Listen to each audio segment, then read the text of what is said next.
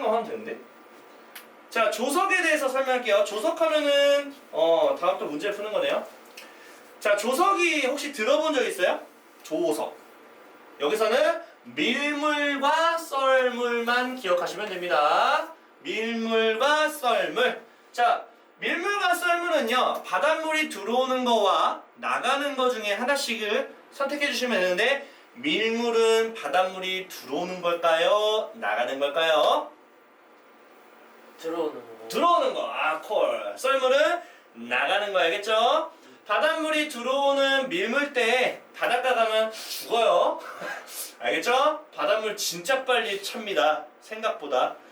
아직 요 정도밖에 안 찼네. 좀 더 놀다 가지. 그잖아? 근데 순식간 뒤돌아보면 내 주변을 메꾸고 있어요. 그러면 큰일 나죠.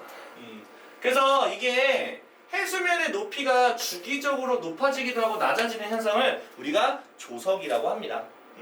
밀물이 들어오면 바닷물이 높아지고 해수면의 높이가, 썰물이 되면 바닷물이 좀 떨어지고, 이게 그냥 지 맘대로 불규칙적으로 되는 게 아니라 신기하게도 일반적으로 이렇게 뭔가 반복이 되고 있어요. 계속적으로. 그걸 우리가 조석이라고 합니다. 괜찮죠? 자, 그 중에 우리가 조류라고 하는데요, 새 아니에요. 알죠? 그 조류 아닙니다. 새 아니고, 해수면의 높낮이가 올라갔다가 내려갔다 하는데, 그때 나가고 들어오는 밀물과 썰물을 얘기하는 것처럼 어떠한 주기적인 해수의 흐름을 조류라고 해. 그러니까 뭐야? 그냥 밀물과 썰물이 뭐다? 조류예요. 알겠어? 저걸 말이 참 어렵게 하지. 그냥 밀물과 썰물이 그냥 조류야. 알겠어? 그렇게 보면 돼. 뭐 어렵게 생각하지 마시고요. 자, 그러면 여기서 내가 뭘 봐야 돼? 조차. 만조와 간조. 뭐 별 희한한 이름을 만들었어요. 아주 대단하죠. 자, 만조는 뭐냐면요, 그거예요. 밀물에 의해서 물이 들어오죠, 바닷물이? 그러면은 해수면의 높이가 가장 높을 때, 그걸 만조라고 해. 해수면의 높이가, 자, 밀물이 들어옵니다. 그럼 물이 높아져, 안 높아져? 높아지죠? 그러면 높아졌다가 최고 높이를 찍고 내려가죠? 그때 가장 높을 때를 만조라고 합니다. 아시겠죠? 만약에 비가 겁나게 많이 내릴 때 바닷물의 만조 시간하고 비가 겁나게 내리는 시간하고 겹치잖아? 홍수 납니다. 저번에 우리 홍수 났죠? 막 진짜 물바다 났었잖아 여기. 그게 그 시간이 정확하게 만조하고 겹치는 시간이었어. 개소름 돋게.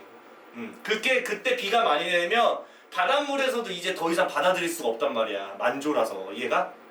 어느 정도 낮아야 받아들일 준비가 되어 있는데, 이게 이미 바닷물이 차 있는 상태에서 비까지 많이 내리니까 이제 역류하는 거야. 알겠지? 그때서부터 이제 하수구에서 미친 일이 역류하는 거죠. 그래서 이제 홍수가 나는 거다. 그래서 해수면의 높이가 가장 높을 때를 우리가 만조라고 하고요. 그러면 반대로 해야 돼, 안 해야 돼? 해야지. 해수면 높이가 빠지다가 너무 낮을 때가 있어요. 맞습니까? 가장 낮을 때를 우리가 뭐라 그래? 간조라고 합니다. 알죠? 만조간조, 만조간조, 만조간조, 만조간조. 이거 외워야 돼. 하루에 몇 번씩? 2번씩. 무슨 말이야? 만조, 간조, 만조, 간조. 끝. 하루 끝. 이런 거야. 알겠어? 만조간조, 만조간조. 알겠지? 그래서 24시간 안에 2번씩 한번 일어나게 된다. 외워주세요. 나중에. 자, 이번에 조차. 뭐야? 뭐 할수조차. 뭐 이런 거야? 조차. 조차가 뭐 같아? 그냥 뭔가 차이 같지 않냐? 이걸 뭐 그러니까 옛날에는 이걸 뭐라 조석 간만의 차. 뭐 이딴 말 같지도 않죠. 조석 간만의 차. 이거 어렸을 때 배웠던 거거든. 조석 간만에 차. 뭐 희한한 말을 써요. 조석 간만에 차. 미친 거 아니야? 조석 간만에 차는 뭐냐면 해수면 높이인데 가장 높을 때, 가장 낮을 때, 가장 높을 때, 가장 낮을 때 이렇게 이제 하루가 지나가는데, 이게 만조죠? 이게 간조예요. 요 차이 있죠? 요 차이? 이게 조차. 옛날엔 조석 간만의 차 이렇게 말합니다. 이해가시죠? 그래서 만조 때와 간조 때 해수면 높이 차를 우리가 조차라고 합니다. 자, 조차는 우리나라에서도 좀 알아주시면 좋겠죠? 그게 뭐냐면 서해안과 동해안을 좀 비교할게요. 알겠죠? 자, 우리 인천이니까 서해안을 좀 볼까요? 서해안은 조차가 어때요? 가장 커요. 만조와 간조대가 너무 갭 차이가 많이 나. 알겠지? 근데 동해안은 만조와 간조 차이가 별로 없어. 가장 작아요. 그래서 그러니까 이게 만약에 서해안이라고 가정한다면 동해안 요 정도라고 보시면 돼요. 알겠어? 요 정도 조차밖에 되지 않는다. 갭 차이가 별로 안 난다고. 근데 서해안은 갭 차이가 장난이 아니야. 그러니까 어떻겠어? 홍수 나기 가능성이 좀 높지 않을까? 맞지? 높을 때는 미친 듯이 높아지는데 낮을 때는 미친 듯이 낮다고. 그러니까 이 갭 차이가 너무 많이 나니까 홍수 날 가능성도 아무래도 좀 높겠죠. 변화가 좀 크니까. 변화가 크다라고 보는 게 맞는 거죠. 알겠지? 아, 참. 이제 사리와 조금도 해야 돼. 무슨 라면 사리도 아니고. 사리와 조금. 사리와 조금은 진짜 생소할 거야. 아예 처음 들어봤을 거야. 오케이? 자, 한 달을 기준이야. 1년 아니야. 하루 아니야. 1년 아니고 하루 아니고 한 달이야. 한 달 중 조차가 가장 크게 나타나는 시기를 살이라고 합니다. 이게 무슨 말이냐면 오늘 조차가 요 정도 길이라고 했어. 내일 조차도 요 길이 아니야. 차이가 조금씩 나. 알겠어?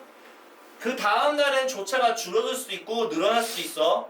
알겠어? 다만 한 달의 서해안과 한 달의 동해안을 비교했을 때 얘가 아무래도 조차가 좀 낮다는 얘기야. 평균적으로. 알겠죠? 그러면 한 달 기준으로 봤을 때 조차가 가장 큰 시기를 살이라고 해야겠죠?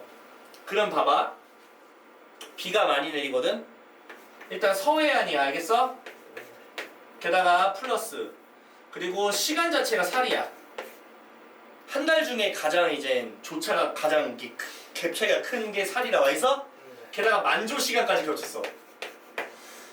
아, 정말 최악이겠죠?